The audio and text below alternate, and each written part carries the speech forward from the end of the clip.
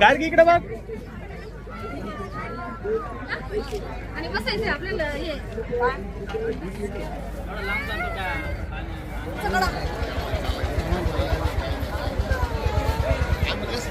जा.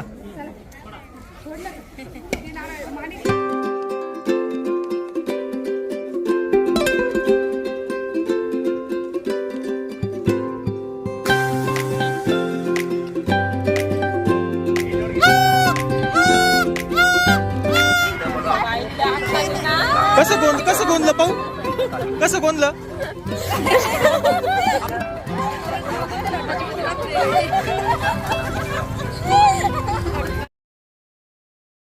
ओम नारायण नारायण नारायण नारायण. सब मित्रों को राम राम. सबका स्वागत है दोस्तों. कैसे आप सब दोस्तों. पुष्पा 2 का जो जतरा वाला सीन है, भारतीय सिनेमा के सबसे आइकॉनिक सीन्स की लिस्ट अगर हम बनाएं, जिसमें कांतारा का एंडिंग वाला सीन आएगा, आरआरआर का एंडिंग वाला सीन आएगा, जहां पर अल्लूरी सीताराम राजू जी बिल्कुल प्रभु श्री रामचंद्र जी के अवतार में हमें दिखाई देते हैं, या फिर विजय सेतुपति की महाराजा फिल्म का भी जो एंडिंग वाला सीन है, ऐसे कुछ आइकॉनिक सीन्स की अगर हम लिस्ट बनाएं तो उसमें पक्का पुष्पा 2 का जतरा वाला जो सीन है वो टॉप 5 में या टॉप 3 में तो आएगा ही आएगा. इसमें कोई संदेह नहीं है. इतना ज़्यादा सुंदर वो सीन है. उस एक सीन के बारे में ना घंटों तक बात की जा सकती है, घंटों तक बात की जा सकती है. मैं मजाक नहीं कर रहा. वहाँ पर श्रीवल्ली का आना, पल्लू सामने करना, माँ के प्रसाद से ओटी भरी जाना, उसके बाद में जिस प्रकार से गांव की महिलाओं का, दादी नानी का चित्रण किया गया है, वो जो पूरा पल्लू गिरने वाला जो सीन है, उसके बाद में श्रीवल्ली के द्वारा मेरा पति कहना, जो भाई उस पूरे सीन पर ना घंटों तक बात की जा सकती है. और जत्रा का जो चित्रण है, मतलब उसके बारे में तो कहना ही क्या. और उसके बाद में जो अंगारो वाला जो सॉन्ग है, मेरा सामी श्रीवल्ली का, भाई मतलब इतना प्यारा सॉन्ग, इतना सुंदर, इतना पवित्र सॉन्ग. और कई सारे बॉलीवुड के वोक मॉन्स्टर्स उस सीन को वल्गर कह रहे थे. श्रीवल्ली अपने पति को स्वामी स्वामी कह रही है. उसके पाँव जो अंगारों पर वो चला है तो उसके पाँव पर औषधि लगा रही है. पुष्पा भी अपने आंखों का काजल निकाल कर वो अपने पत्नी के पेट पर लगा रहा है. ये उनको वल्गर लग रहा था. पुष्पा और शिवल्ली एक दूसरे के गले लगकर ऐसे वो हिल रहे थे, ये उनको वल्गर लग रहा था. मंदिर के प्रांगण में वो कर रहे हैं इसलिए, और कह रहे थे कि मंदिर के अंदर वो हो रहा है. मतलब लोग मूर्ख हैं, उनको समझ में आता मंदिर का प्रांगण क्या होता है. उस सीन में एक पत्नी का अपने पति के प्रति जो प्रेम है ना, वो कितनी सुंदरता के साथ में दिखाया गया है. पर चलिए, वो अभी हमारा चर्चा का विषय नहीं. हम जतरा के बारे में बात कर रहे थे. बॉलीवुड है तो हिंदी फिल्म इंडस्ट्री अपने आप को वो कथित रूप से बताते हैं, हालांकि इनकी फिल्मों में हिंदी कहाँ होती है पता नहीं. शुद्ध हिंदी तो ज़्यादातर जो निगेटिव कैरेक्टर होते हैं उनको ही बोलते हुए दिखाया जाता है, संस्कृतनिष्ठ हिंदी को. पर बताने के लिए हिंदी फिल्म इंडस्ट्री अपने आप को बताते हैं. और फिल्मों में ज़्यादातर इनकी उर्दू और अंग्रेज़ी ही होती है.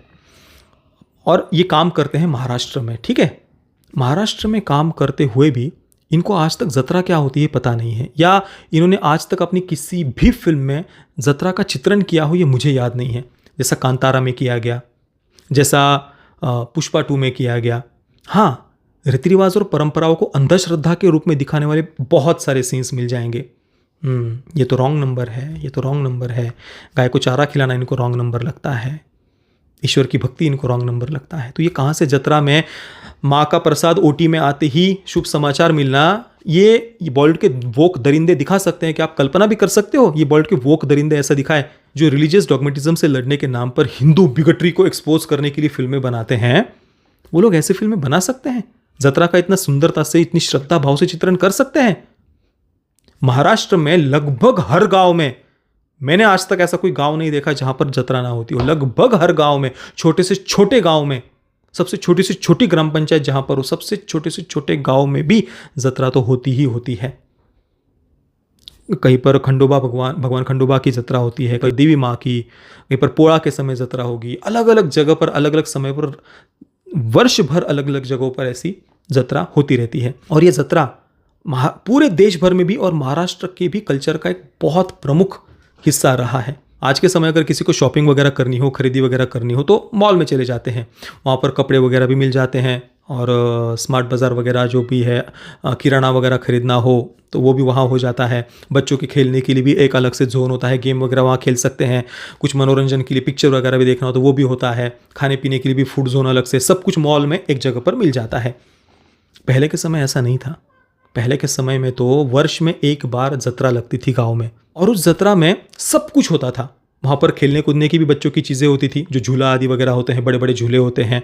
इसके अलावा छोटी सी सर्कस वगैरह भी लगती थी, या फिर मनोरंजन के लिए जो लोक नृत्य होता है ना, जैसे महाराष्ट्र में लावनी वगैरह होता है, पोवाड़ा वगैरह होता है, तो लोक नृत्य के भी वहाँ पर कार्यक्रम होते थे। खाने पीने की भी ढेर सारी अलग अलग प्रकार की चीज़ें होती थी वहाँ पर, भजिया जलेबी वगैरह ताज़ी ताज़ी निकाल कर खाना। अरे यार, मतलब जत्रा में वो एक अलग ही आनंद, एक ही अलग ही मज़ा होता है। और जत्रा के वो भजिया और जलेबी ना, वो अलग लगते भी है यार। साथ में ही बर्तन वगैरह भी, किसी को बर्तन खरीदने होते थे ना, गांव में बर्तन के दुकान नहीं होते थे, जत्रा का वेट करते थे कि यार जत्रा में जाएंगे तब बर्तन खरीदेंगे। आज भी जो जत्रा होती है ना महाराष्ट्र के अलग अलग गांव में, तो जो जिनका बर्तन का बिजनेस है, मेरे एक मित्र भी है कासार, तो जत्रा में पूरा प्लानिंग की जाती है कि यहाँ जत्रा होगी, वहाँ जत्रा होगी। उन आसपास के जितने भी गांव में जत्रा होती ना, तो वहाँ पर वो स्टॉल लगाते हैं अपना बर्तन का। और वर्ष का सबसे बड़ा बिजनेस वहीं से आता है, बर्तन बेचे जाने का। तो इस प्रकार से पूरा एक इकोसिस्टम जुड़ा हुआ होता है जत्रा के साथ में। और आज भी छोटे छोटे गांव में सबसे बड़ा टर्नओवर खरीदी बिक्री का जत्रा में ही होता है, पूरे साल भर में, छोटे छोटे गांव में। मुझे याद नहीं आज तक बॉलीवुड की किसी फिल्म में जत्रा का कोई चित्रण किया हो। हाँ, हमारे रीति रिवाज परंपराओं का अपमान करने वाला बहुत सारा चित्रण देखने को मिलता है। जो मेलों में रामलीला वगैरह दिखाई जाती है ना, उसका मजाक उड़ाने वाला बहुत सारा चित्रण इनको देखने को मिलता है। और उस रामलीला के, महाभारत के सीन्स का मजाक उड़ाने को ये कहते हैं कि हम रिलीजियस डॉगमेटिज्म से लड़ रहे हैं। और रिलीजियस डॉगमेटिज्म से लड़ने के नाम पर हिंदुओं को ही ये हमेशा टारगेट करते हैं कि हम हिंदू बिगटरी को एक्सपोज कर रहे हैं, ये वो बातें कहेंगे। इनकी जितनी भी आइकॉनिक फिल्में हैं उनमें इसी प्रकार की कोई ना कोई थीम आपको देखने को मिल जाएगी। जाने भी दो यार, उसको तो आइकॉनिक फिल्म कहते हैं। उसी से आदर्श लेकर के आज तक ये रामायण महाभारत की मंचन का, रामलीला वगैरह का मजाक उड़ाते आए हैं। ये कचरा इन लोगों के दिमाग में भरा हुआ है। तो आप सोच सकते हो कि ये गलती से भी जत्रा को कभी पॉजिटिव वे में दिखा सकते हैं? नहीं। क्यों? क्योंकि उनके अनुसार ये अंधश्रद्धा है भाई। ये बड़े साइंस वाले लोग हो गए। हाँ और जिन गोरी चमड़ी वालों की गुलामी ये करते हैं ना साइंस के नाम पर, वो गोरी चमड़ी वाले सबसे ज़्यादा अंधश्रद्धालु, सबसे ज़्यादा रिलीजन के पीछे पागल लोग अगर कोई मिलेंगे ना, तो वो वेस्टर्न लोग ही मिलेंगे। आज भी झाड़ फूक में अड़के हुए हैं। केवल फिल्मों में नहीं, हॉरर फिल्मों की मैं बात नहीं कर रहा, रियल लाइफ में भी आज भी झाड़ फूक में अटके हुए वो लोग हैं। आज भी पिछले 2000 वर्षों में जो इंडिजिनस ट्राइब्स के हत्या, लूट और बलात्कार करके उनको जो नरसंहार किया, उनकी सभ्यताओं को जो नष्ट किया है ना, आज भी वेस्टर्न कंजर्वेटिव्स उन बातों को जस्टिफाई करते हैं अपनी फिल्मों के माध्यम से। इस हद तक के कट्टरपंथी मानसिकता हमें अधिकतर बड़े बड़े हॉलीवुड के फिल्म मेकर्स की देखने को मिलती है। इतने रिलीजन के पीछे ऑब्सेस्ड ये लोग हैं। और दूसरी तरफ सनातन संस्कृति, हमारे जितनी भी त्यौहार है, हर एक त्यौहार के पीछे, हर एक रीति रिवाज और परंपराओं के पीछे कोई ना कोई वैज्ञानिक कारण जरूर देखने को मिलेगा। आप देखिए, गुड़ी पाड़वा में पूरे भारत भर में नीम के जो कोमल पत्ते होते हैं ना, वो खाने का रिवाज है। आप जो आंध्र प्रदेश तेलंगाना से जुड़े होंगे वो भी बताना, महाराष्ट्र में भी है, सभी मित्र बताना अवश्य।